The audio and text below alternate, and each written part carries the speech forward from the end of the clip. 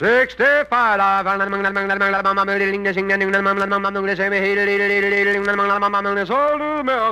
The Jack Benny Program, transcribed, presented by Lucky Strike. Be happy, go lucky, be happy, go lucky strike, be happy, go lucky strike today.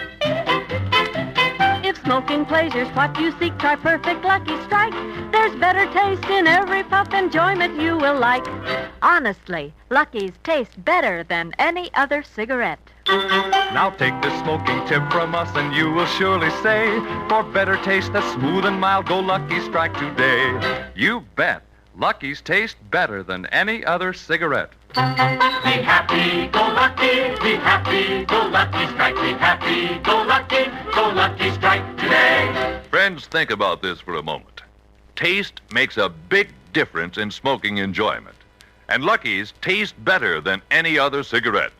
Yes, better. And here's why.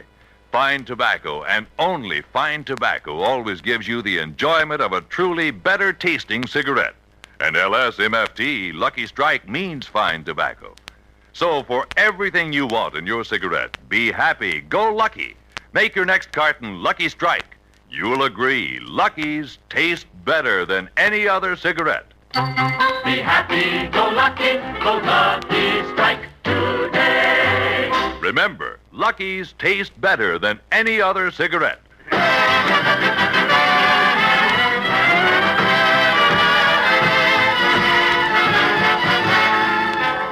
Gentlemen, in just a half hour, Jack Benny will do his television show. But right now, it's time for his radio program.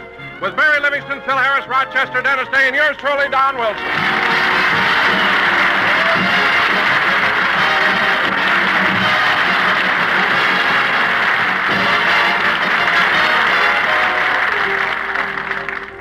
Ladies and gentlemen, as there are only two more programs left in the current Lucky Strike series, at this time, I would like to pay tribute to a man who, for the past 37 weeks, has brought joy and happiness into millions of American homes. Don't forget the 569,000 trailers, too. A man whose wit, charm, and personality have endeared him to the hearts of his public. Keep going, Don. We have a half hour. A man who every year at this time picks up our options, and here he is, Jack Benny!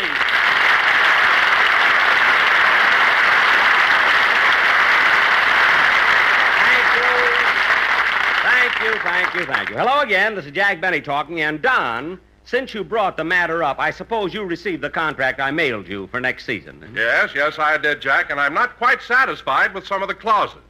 Huh?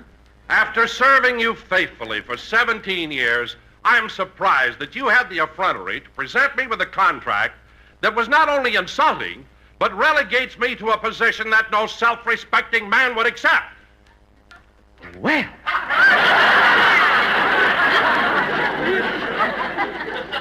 And just what is your complaint, Mr. Wilson? Well, now, here's the situation, Jack. You get a lot of laughs at the expense of my being fat. Uh-huh. And this year, my weekly salary has been at the rate of $2 a pound. Uh-huh. So I think it's only fair that next year I get $3 a pound. $3 a pound, huh? Don, I wouldn't give you $3 a pound if all your fat was trimmed off and you were hanging on a hook.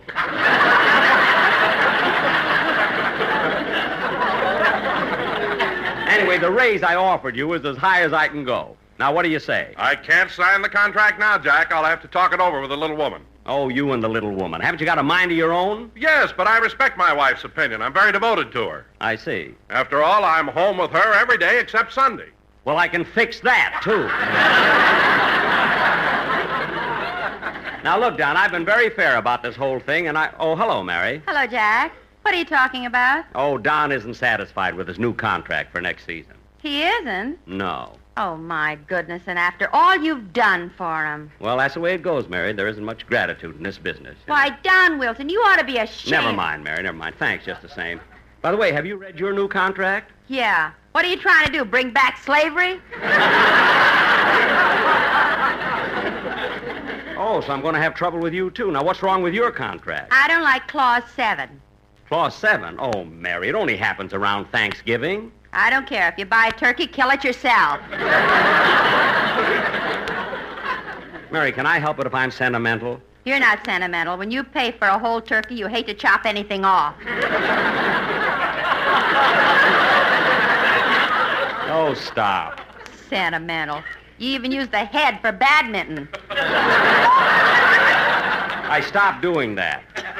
I couldn't stand the way it came over the net staring at me.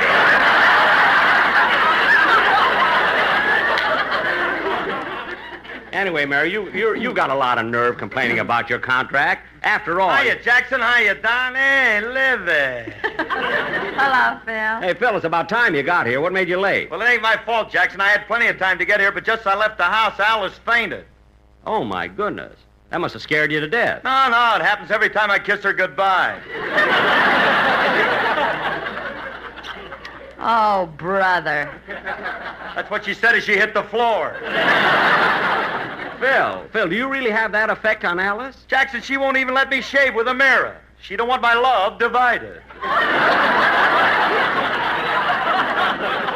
Phil, if I paid you by the pound, your head would ruin me. Now, look, Dennis isn't here yet to sing his song, so pick up your baton. Let's have a band number. Jackson, I ain't making with that downbeat till I talk to you about that new contract you sent me. My lawyers don't like it. Your lawyers? Who are they? Kirchy, Kimmick, Fletcher, and Fink. Well, Phil, just what is it you and your lawyers object to in the contract? We don't like the clause that says I got to get to bed on Saturday night before 3 a.m. Well, it's for your own good, Phil. After all, you have a program to do on Sunday. I want you to look bright and fresh. I know, but if I lose that red glow in my eyes, I ain't got no personality. Phil, I've been playing badminton with a turkey head for 2 years, and it looks better than you do. See, the way I shouted that gag, it should have got a bigger laugh, don't you think? Anyway, I'll talk to your lawyers about your contract later, but right now, let's have a band number. Okay, Jackson, what would you like to hear? Guy Lombardo, but I'm stuck with you. Now, go ahead, play anything. Okay. Hey, wait a minute, Phil, hold it. The quartet just came in, and we can have the commercial now. Don, what song are the boys going to do? Well, they've prepared a number from Guys and Dolls called If I Were a Bell. Oh, you mean the one that goes, ask me how do I feel, ask me now that we're cozy and clinging. Well, sir, all I can say is if I were a bell, I'd be ringing. I love that. Ya-da-da-dum-bum-bum-bing.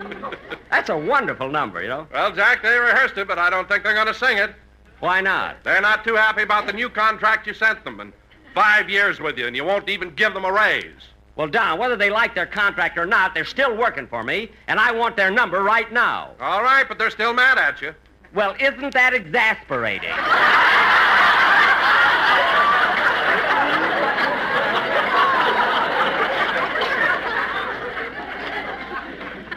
Tell them to sing. Tell them to sing, and I don't want to hear any more about it. Okay, fellas, you better do it. Well, I'll say they better. All right.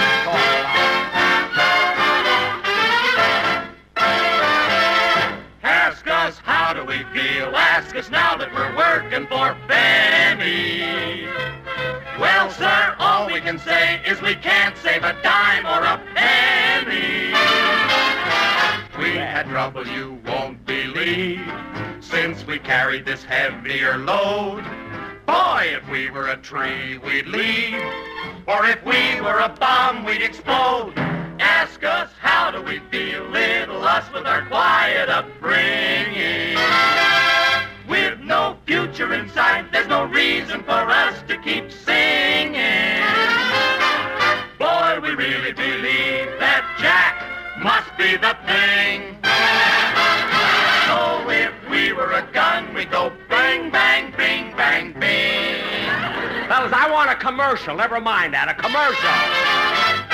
Ask us, why do we choose Lucky Strike for a real smoking pleasure? More like it. Well, sir, all we can say is the one cigarette that we treasure.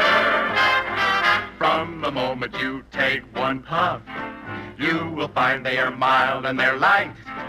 And there's never a puff that's rough. Lucky Strike has a taste that's just right.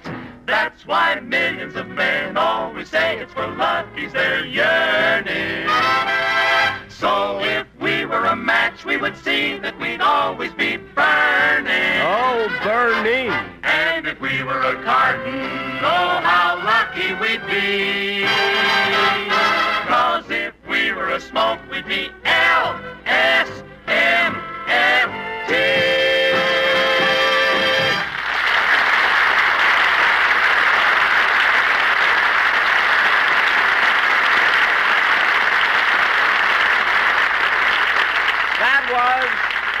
That was If I Were a Bell, sung by the Sports Madmen Quartet, and accompanied by Phil Harris and the sweetest music this side of Spike Jones. And now, ladies and gentlemen... Hey, wait a minute. Huh? Look, all year you've been picking on me and my musicians. Why don't you leave the boys alone just once? Especially on this of all days. Why, what's so special about today, Phil? It's Petrillo's birthday. Petrillo's birthday? Happy birthday to you. Happy birthday to you. Happy birthday, dear Caesar. Happy birthday to you. Oh, isn't that sweet? Phil, believe me, I don't enjoy insulting your boys, but look at them. No jackets, no ties, collars open. What a way to come to a broadcast. Jackson, it's the middle of May. The weather's hot. They're just trying to keep cool. Trying to keep cool, eh? Then why is Bagby, your piano player, wearing gloves? Because he don't want to leave his fingerprints on nothing. Well, Phil, if they haven't caught him by now, he's safe. Believe me. So will you do me the courtesy, Phil, of asking Sir Charles Bagby to remove his gloves when your band accompanies Dennis Day in his song? Say, Jack, where is Dennis? I don't know, but I hope he gets here pretty soon. I want to talk to him about his new contract for next year. A new contract for Dennis? I thought you had him signed up till he just fades away. Well, I have, Mary, but I added some new clauses. Hey, Livy, you should have seen the clause he sneaked into my contract. Never mind. What was it, Phil? If I ever find a dime, before I can spend it, I gotta call Jackson and find out if he lost one. Phil, I just did that for a gag. Where's your sense of humor? Hey, maybe that's Dennis. I'll get it. Hello? Hello, Mr. Benny. This is Rochester.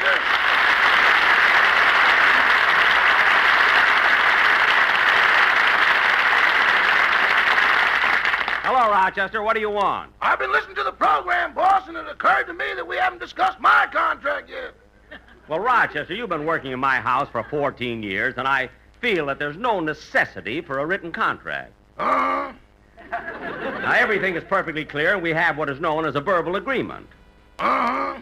Now, that means we have a mutual understanding. Why put things on paper? The amount of money involved is too small. That's what I mean. Let's blow it up a little. You'll be taken care of, and believe me, Rochester, there's no necessity for a written contract. But my attorneys advised it, whereas and to wit. Your attorneys, who are they? Remus, Bemis, Calloway, and Smythe. Oh, well, tell Remus, Bemis, Calloway, and Smythe to get in touch with Kirchy, Kimmick, Fletcher, and Fink. Let them handle it. It's the same firm. They've got a branch on Central Avenue.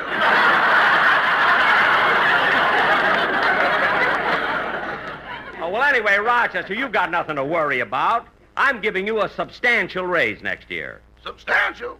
Yes, you know what the word means, don't you? I ain't illiterate. I'm skeptical. Well, you're getting it, so don't let it bother you. I'll see you later. Goodbye. Goodbye. Oh, say, boss, Now what? are you still going to have company for dinner tomorrow night? Oh, yes, I'm glad you reminded me, Rochester. You better run down to the store and get a leg of lamb. A leg of lamb? Why don't you get a turkey? Why? After dinner, they might want to play badminton. No, just get a leg of lamb and a small squab. Goodbye. Goodbye.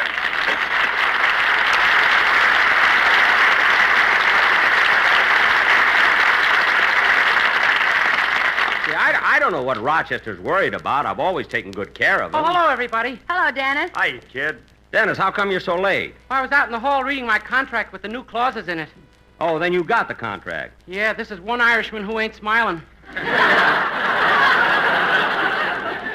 All right, Dennis, what's wrong with it? A lot of things, but especially Clause G. Oh, for heaven's sake, Dennis, you don't have to worry about Clause G until you're 65. I know, but why should I give you 10% of my Social Security? Because I'll be 72 then, and I'll need it. That's why. Jack, I can't understand you. You've got a ridiculous clause in my contract, too. What's he got in yours, Liv?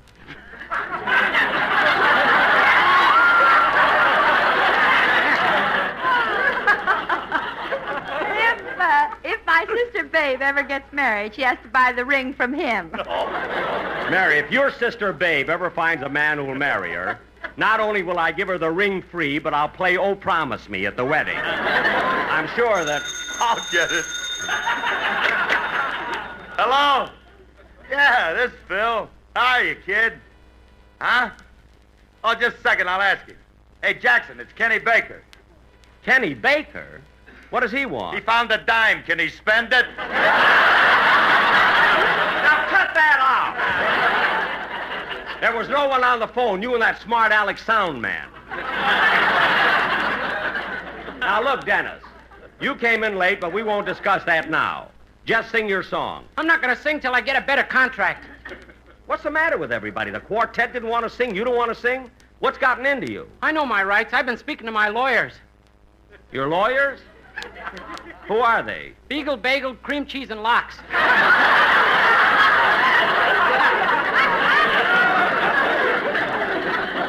Beagle, bagel, cream cheese?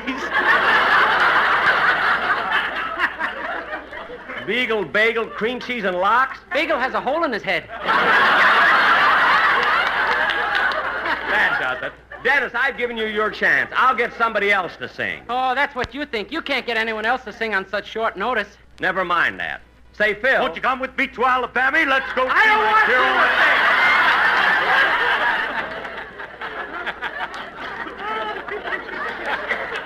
to. Now, Bob Crosby's rehearsing down the hall. Go over and get him. Gladly, Jackson, gladly. On second thought, maybe Mary better go. You might run into an old corkscrew, you know. Mary, would you mind going? Bob Crosby is in Studio B. Oh, sure, Jack. Gosh, CBS is crowded on Sundays. Hello, Amos. Hello, Andy. Oh, hello, Gracie. Hello, George. Hello, Edgar. Hello, Charlie. Hello, Fibber. Hello, Molly. Whoops, must have walked too far. Maybe they're just visiting some friends here. Oh, here's Studio B. I think this is where the Campbell Soup program is rehearsing. Oh, there's Bob out on the stage. All right, fellas, let's go through that number once more.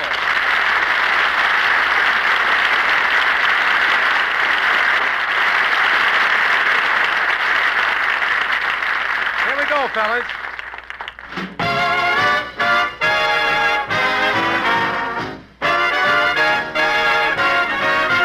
Because of you, there's a song in my heart. Because of you, my romance had its start. Because of you, the sun will shine, the stars and moon will say you're mine, forever and never to part. I only live for your love and your kiss. It's paradise to be near you like this. Because of you, my life is now worthwhile, and I can smile because of you. I only live for your love and your kiss. It's paradise to be near you like this. Because of you, my life is now worthwhile, and I can smile because of you.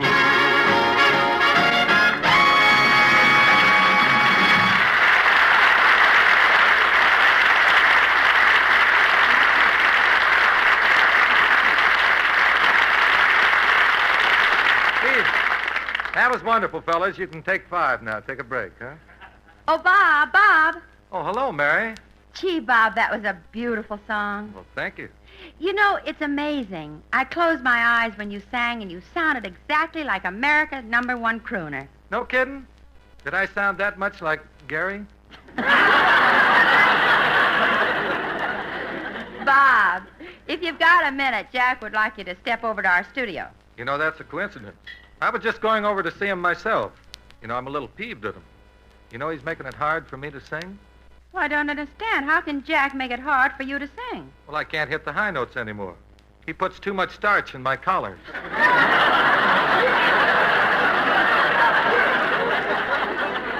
Oh, well, that's Rochester's fault. Jack's the rough, dry man. Anyway, Bob, he'd like to have you sing a song on his program. Today? Yeah, right now. Okay. Say, fellas, I'll be back in a few minutes. Well, Jack's studio is right down the hall, Bob. I know, but just a second. I've got to do something. Bob, you punch a time clock? Brother Everett makes me. Oh, well, let's go. Gee, it must be kind of embarrassing having to punch a time clock. Yeah, Brother Everett's always pushing us around. You know, sometime I'd like to get even with him. Oh, we shouldn't complain about relatives because... Say, I just got an idea. Is Everett married? No, why? Well, I have a sister who's single, too. Look, Mary, I just want to get even. I don't want to get ahead of him.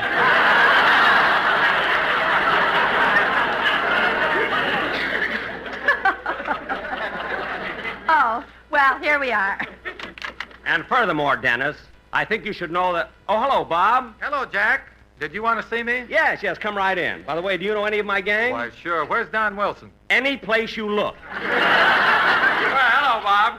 Hiya, Rob. Hiya, Phil. Say, did you pay your respects? Yes. My boy sang it a few moments ago. Yes, and Bob, this is Dennis Day. Well, it's a pleasure to meet you, Dennis. I've got 2 shows. What do you got? Well, I've got 3 brothers, Larry, Everett, and Daddy Warbucks. Hey, that's pretty funny. There. Jack, what's bothering Clancy here? Don't mind him, Bob. He's just jealous because I want you to sing a song on my show. Sing? Well, I don't know, Jack. Oh, it's strictly business, Bob. I intend to pay you. Oh? Now, how much do you get for singing a song on the radio? $3,000. Bob, I'm going to ask you that question again, and this time don't ad-lib. Well, I'm not ad-libbing. That's my price, $3,000. Gee. Well, all good singers get that much. Where? Who? When? Where?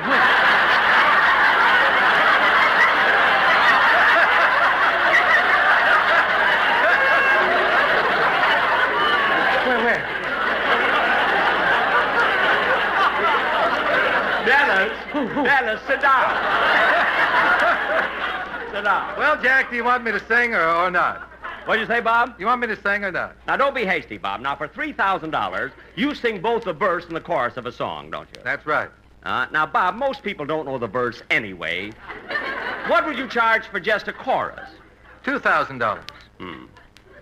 Well, we wouldn't need a whole chorus. You see, the Sportsman Quartet just sang. Now, how much would you charge for, say, 16 bars? $1,500. Gee, that's almost $100 a bar. And they're worth it, Dad. You keep out of this. Bob, can't you give me something a little less expensive? Well, for $10 I can crack my knuckles in C sharp.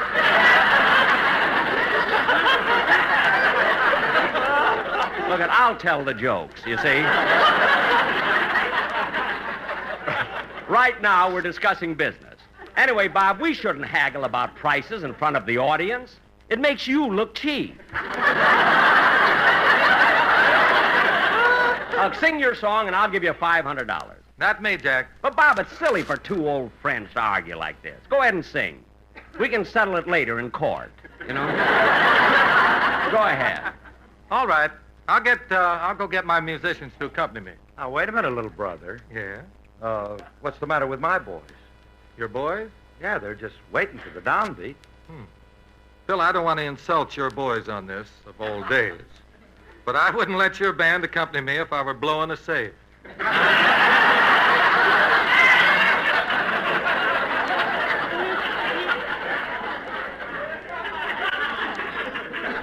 Now, just a minute, chicken gumbo. There's nothing wrong with my musicians. Oh, no? No. Hit him, Phil. Dennis, be quiet. You got a lot of nerve, Crosby, coming over to make trouble. I was asked to come over here. Who asked you? You did. Oh, yes. Now, look, Bob, I'll give you the money you want, but for that, you'll also have to appear on my Lucky Strike television show. Well, I'd love to do that, Jack. When does your television show go on? In just about 3 minutes. 3 minutes? Yes. And if you'll excuse me, I got to rush over and put on my makeup. See you later, Bob. Say, Mary, besides Jack and me, who else is going to be on the television show? Well, I'm going to be on it in Rochester, and the greatest golfer in the world, Ben Hogan. No. Ben? Yes, Bob, and it's a real cute show. This is the way it's going to open. The first scene is in Jack's house in Beverly Hills. It's early in the afternoon. A lot of things happen, and then I come in to pick up Jack, and we go to the country club. That's where we meet you and Ben Hogan, and we all go out and play golf.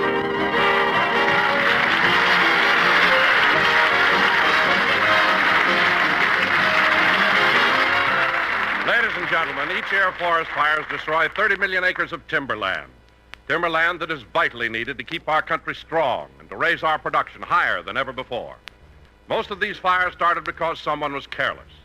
Don't leave campfires burning. Never drop lighted matches or cigarettes. Put them out. Remember, only you can prevent forest fires. Thank you. Jack will be back in just a moment, but first... We've had a perfect takeoff, friends, and as we end our climb, light, better tasting Lucky Strike to have a better time. You'll find Lucky's taste better than any other cigarette. Each year to see what's new in gowns, I fly to Gay Paris.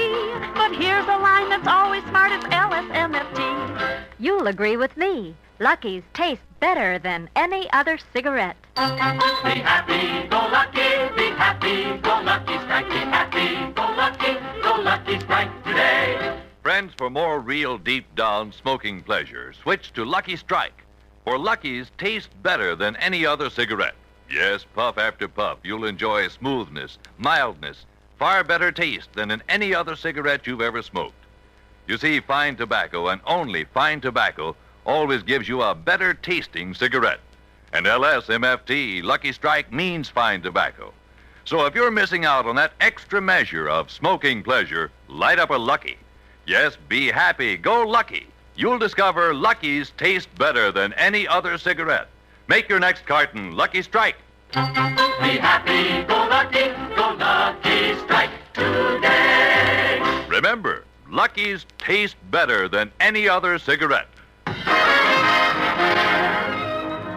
Now, Rochester, hurry and finish making me up. My television show goes on in 30 seconds. I am, boss. Hold still. I gotta put on a little more makeup. A little more. There may be a lot of close-ups, so I want to cover up all the wrinkles.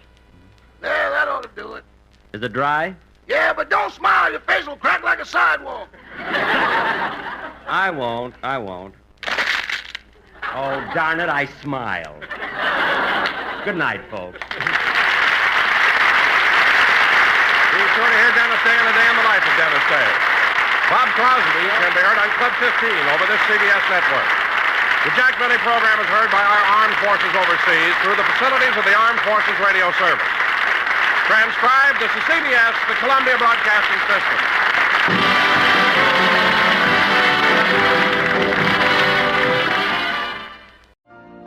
You've been listening to the OTR Gold Network.